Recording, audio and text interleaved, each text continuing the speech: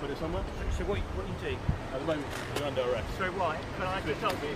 Okay, I'm a member of the press. Can I give you can I show you my press card? Sorry, officer, you can't arrest me. Because I'm here as a member of the press. Somebody coming out. I don't know what you mean by... Yeah, I need to confirm that. Yeah, going to be detained in section 1 of pace. By information.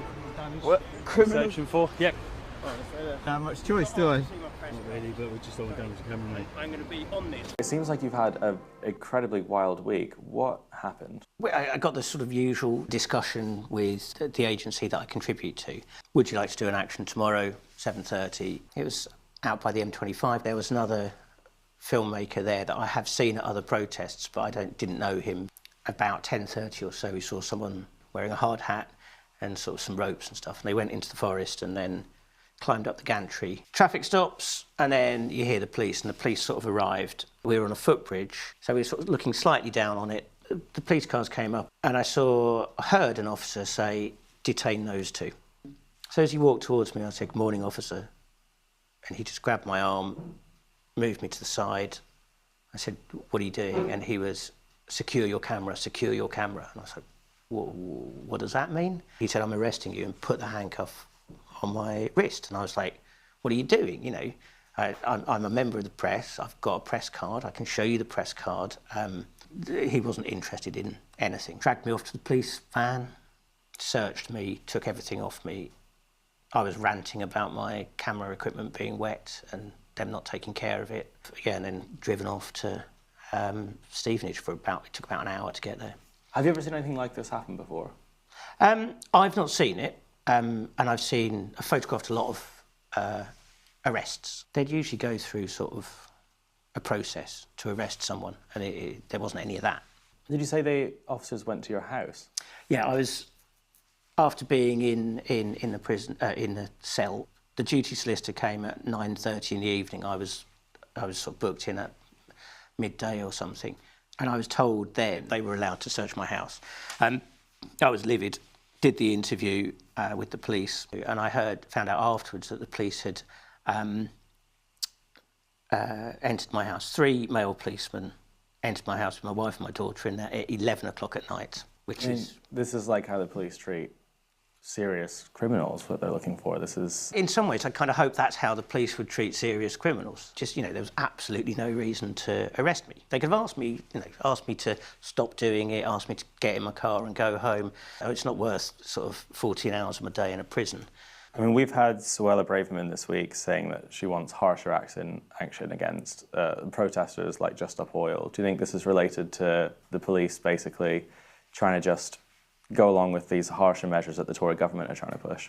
Most of the time, most of the interactions with police, there's a method and order to stuff. And so, yeah, that whole thing of listening to her speaking, just saying, we'll come down on them hard, without actually having any way to do it, is sort of, it feels like that could possibly be related. Well, even after this, it looks like in the last 24 hours, the police commissioner overseeing this basically turned around and said, this is almost the media's fault for encouraging Don't Stop Oil. They're giving them the airtime. How did you interpret those comments when you heard them?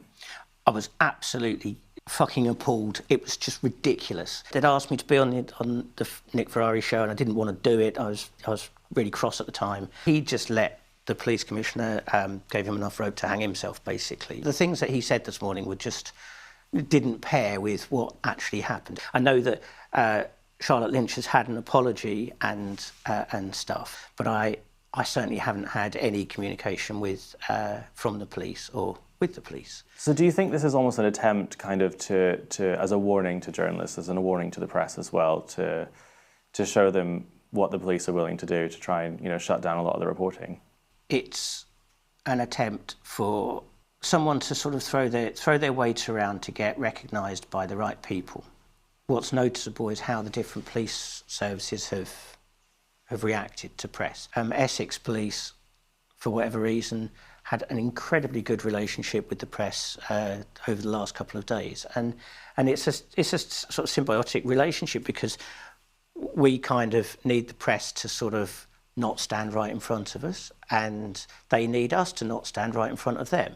And if we work together, I've always said to the police, you know, like, yes, I want to get that picture. It may mean that I have to step here. I will step back if you're relatively experienced. There's a lot of sort of citizen journalists or whatever they are, sort of who crowd round and get in the way.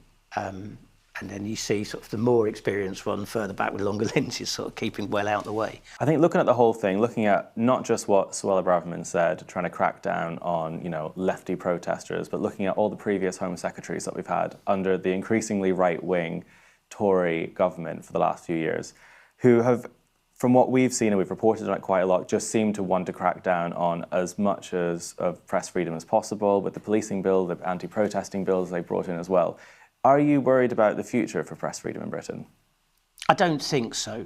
There's just going to be a pushback. I was really, really surprised with, and I know I keep going back to it, but Nick Ferrari, who I think is like kind of the right-wing side of views, of my sort of approach of views. His total thing was, actually, it's not right.